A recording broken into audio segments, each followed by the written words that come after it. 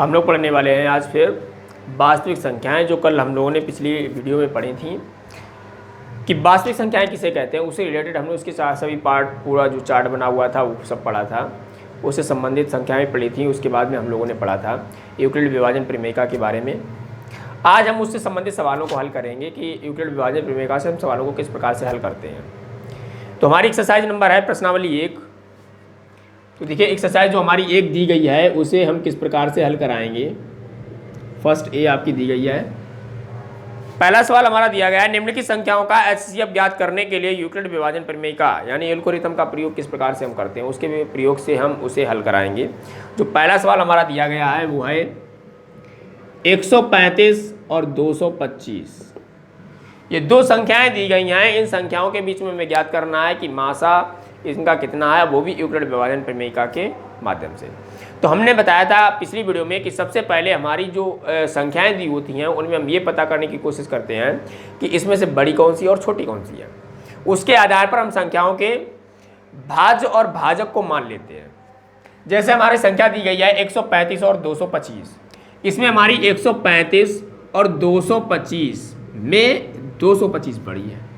जो संख्या बड़ी होती है उसकी तरफ हम ये चिन्ह का मुंह खुला रखते हैं और जो संख्या छोटी होती है उसे हम बंद रखते हैं।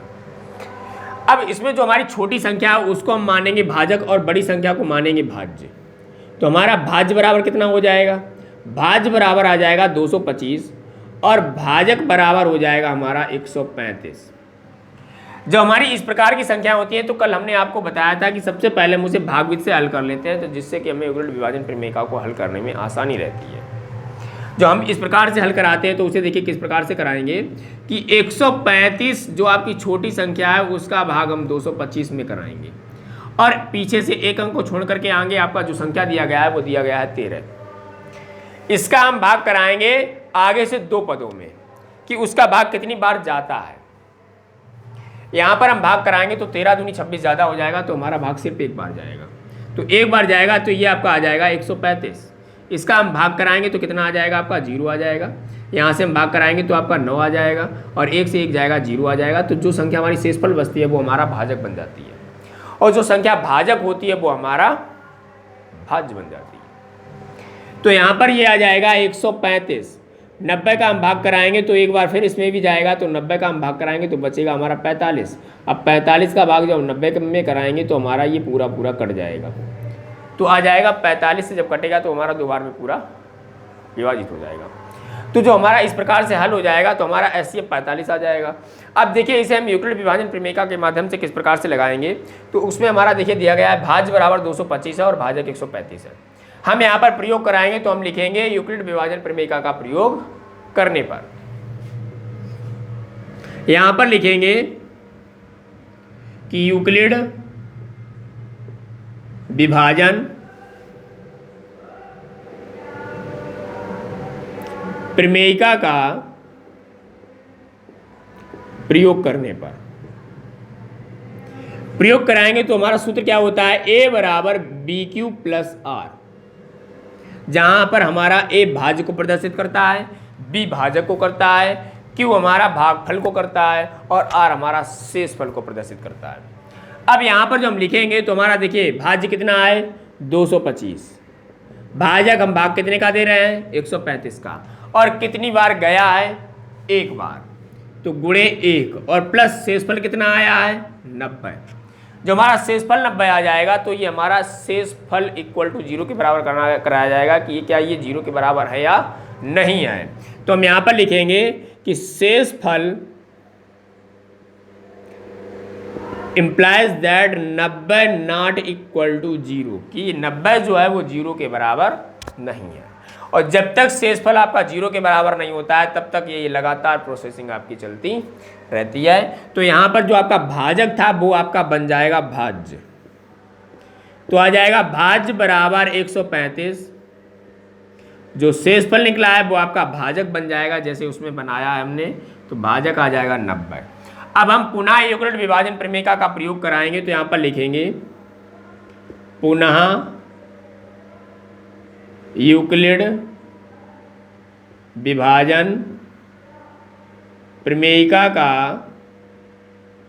प्रयोग करने पर तो आ जाएगा हमारा 135 बराबर 90 गुणे 1, क्योंकि 90 का भी भाग आपका एक ही बार जा रहा है। और शेषफल कितना बच रहा है? प्लस 45। तो जो हमारा शेषफल लिखा जाएगा तो वो भी आ जाएगा कि शेषफल 45 नॉट इक्वल टू 0। जो हमारा शेषफल 45 है वो 0 को बराबर नहीं है। अब यहाँ पर हमारा जो भाज्य जाएगा वो हमारा क्या बन जाएगा? भाज्य बन जाएगा 90, क्योंकि वो हमारा यहाँ पर भाजक था। और भाजक क्या बन जाएगा? जो हमारा शेषफल था। और इसमें फिर पुनः यूक्लिड विभाजन प्रमेय का प्रयोग करने पर, यूक्लिड विभाजन प्रमेयिका का प्रयोग करने पर तो हमारा आ जाएगा 90 बराबर 45 गुणे 2 और प्लस 0, क्योंकि 45 दूनी आपका डायरेक्ट 90 हो जाएगा। तो ये संख्या पूरी पूरी डिवाइड हो जाती है यहाँ से। तो जो हमारा भाजक होता है भाई हमारा मासा बन जाता है, यानी HCF बन जाता है। तो हमारा क्या आ जाएगा? यहाँ पर लिखेंगे हम पहले कि शेषफल 0 इक्वल टू 0, क्योंकि हमारा शेषफल अब कितना आ गया है? 0 आ गया है। और 0 आ गया तो हमारा इसका HCF कितना आ जाएगा? तो हम यहाँ पर लिख सकते हैं कि HCF बराबर कितना आ गया है? 45। ये आंसर हो जाएगा हमारा। और ये हमने किससे प्राप्त किया है? यूक्लिड विभाजन प्रमेयिका के माध्यम से, यानी जो यूक्लिड मेथड है हमारा, हमने उसके माध्यम से 135 का 225 के बीच की संख्या जो आपकी आती है मासा, उसको हमने निकाल रखा है।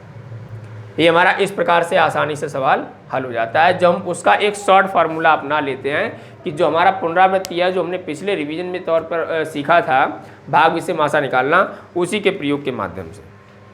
अब देखिए अगला सवाल जो हमारा दिया गया है उसे हम किस प्रकार से हल कराएंगे, उसका ही बहुत आसान तरीका है। इसी प्रकार से हम उसे भी लगाएंगे।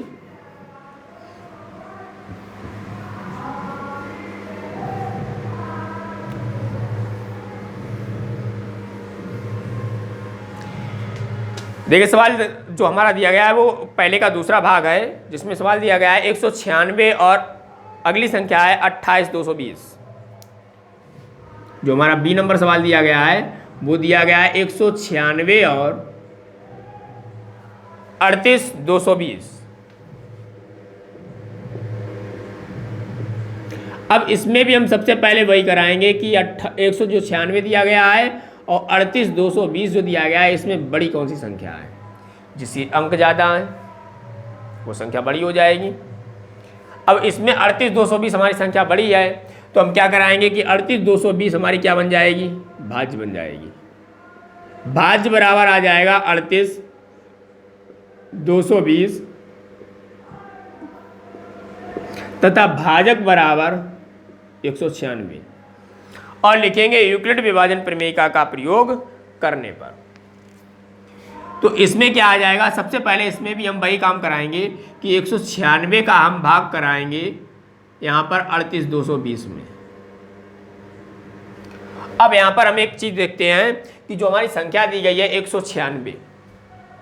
196 में क्या आएगा कि यहाँ पर देखिए 19 दिया गया, ये 38 दिया गया। अगर हम दो बार इसका भाग कराते हैं तो यहाँ पर संख्या आपकी कम है, यहाँ पर ज़्यादा है, तो इसमें आपका क्या बन जाएगा कि हासिल आ जाएगा। तो दो बार इसका भाग नहीं जाएगा तो कितनी बार जाएगा? एक बार। कितनी बार जाएगा? एक बार अगर हम भाग कराएंगे तो ये हमारा कितना आ जाएगा? ये आ जाएगा 196 और हम घटाएंगे इसमें से तो ये 6 आ जाएगा। यहाँ पर 7 बचेगा, 7 में से ये जाएगा आपका 8 आ जाएगा और ये यहाँ पर बचेगा आपका 2 में से 1 जाएगा, 1 बचेगा। अब इसमें 1 में भाग जाएगा नहीं तो उतारा हम 2 का ले लेंगे तो आ जाएगा 1862।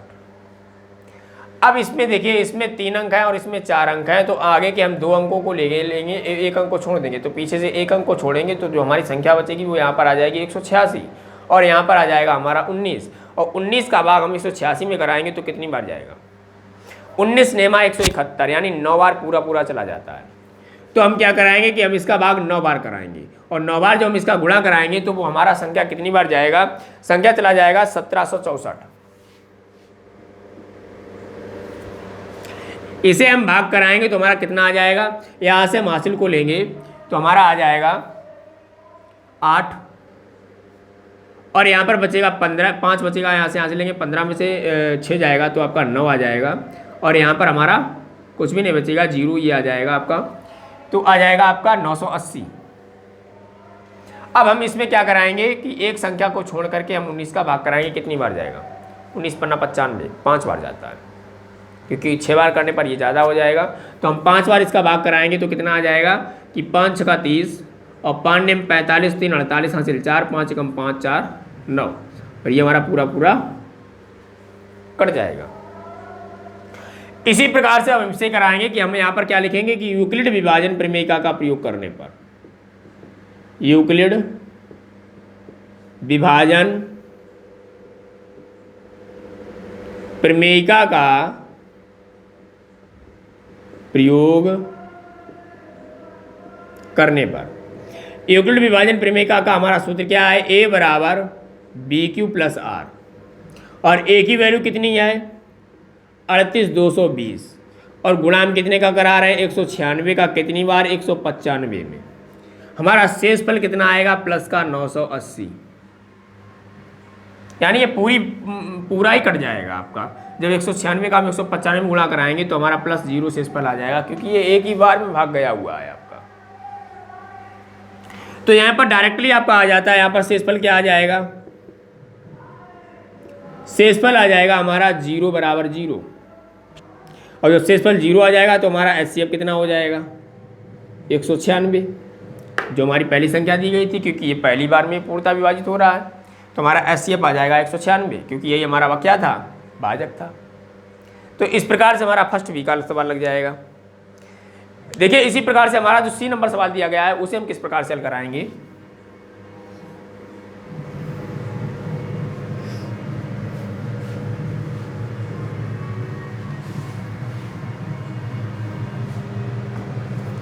अगला सवाल दिया गया है कि 867 और 25, जो हमारा C नंबर सवाल दिया गया पहले का, वो दिया गया 867 और 25। अब 25 और 867 में अगर हम देखेंगे तो हमारा क्या आ जाएगा? 867 इज ग्रेटर देन 25, तो इसमें हमारा जायज़ बात है कि भाज्य बराबर क्या आ जाएगा? 867, और भाजक बराबर क्या आ जाएगा हमारा? 25।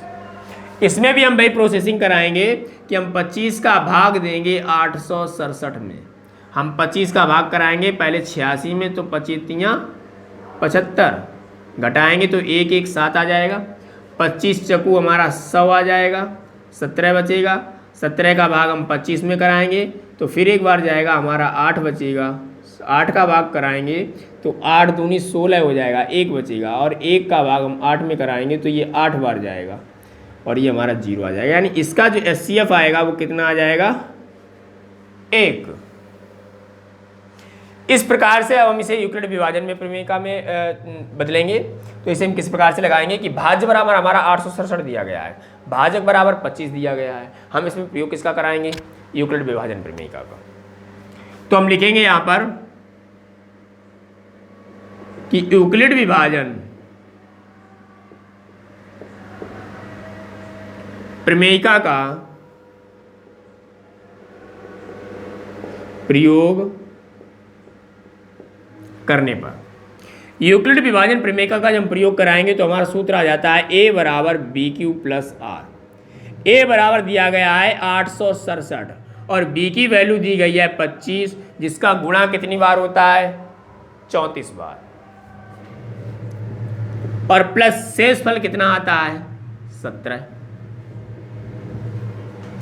अब जो हमारा शेषफल आएगा उसे हम लिख सकते हैं कि शेषफल 17 नॉट इक्वल टू 0। अब यहाँ पर हमारा भाज्य क्या बन जाएगा? जो हमारा भाजक था यानी 25, और हमारा भाजक क्या बन जाएगा? जो हमारा शेषफल था यानी 17, और हम पुनः किसका प्रयोग कराएंगे? यूक्लिड विभाजन प्रमेयिका का। तो यहाँ पर लिखेंगे पुनः यूक्लिड विभाजन प्रमेयिका का प्रयोग करने पर। तो ये हमारा कितना आ जाएगा कि 25 इक्वल टू 17 गुणे 1 प्लस 8, क्योंकि इसका शेषफल कितना आ रहा है? 8। यहाँ पर फिर हम लिखेंगे कि शेषफल 8 नॉट इक्वल टू 0। फिर हमारा भाज्य बराबर कितना आ जाएगा, भाज्य बराबर हमारा 17 हो जाएगा क्योंकि जो हमारा भाजक था, और भाजक बराबर हमारा कितना हो जाएगा, 8 हो जाएगा। जब भाजक हमारा 8 हो जाएगा तो यहां पर हम फिर लिखेंगे कि पुनः यूक्लिड विभाजन प्रमेयिका का प्रयोग करने पर, अब हम इसका जब भाग कराएंगे तो हमारा क्या आ जाएगा कि 17 इक्वल टू 8 गुणे 2 और प्लस 1 कराएंगे तो फिर हमारा ये शेषफल कितना बचेगा, 1 नॉट इक्वल टू 0। जो हमारा 1 है वो 0 के बराबर नहीं है। तो इसकी प्रोसेसिंग इसी प्रकार से फिर लगातार चलेगी। तो हमारा आ जाएगा भाज्य बराबर 8 और भाजक बराबर 1, पुनः यूक्लिड विभाजन प्रमेयिका का प्रयोग करने पर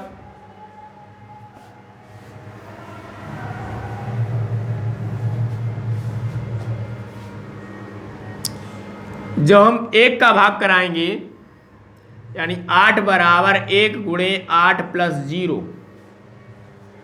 हो जाएगा। अब हमारा शेषफल कितना आ गया है, 0 आ गया है। तो हम यहाँ पर क्या लिखेंगे कि शेषफल 0 इक्वल टू 0, यानी हमारा HCF कितना हो जाएगा, 1, क्योंकि हम 1 का ही भाग दे रहे हैं। हमारा HCF आ जाएगा 1। तो इस प्रकार से हम यूक्लिड विभाजन प्रमेयिका से संबंधित सवालों को हल कर सकते हैं। इस क्विज का सवाल है कि यूक्लिड विभाजन प्रमेयिका का सूत्र क्या है, उसको आप कमेंट बॉक्स में लिखकर जरूर बताएं।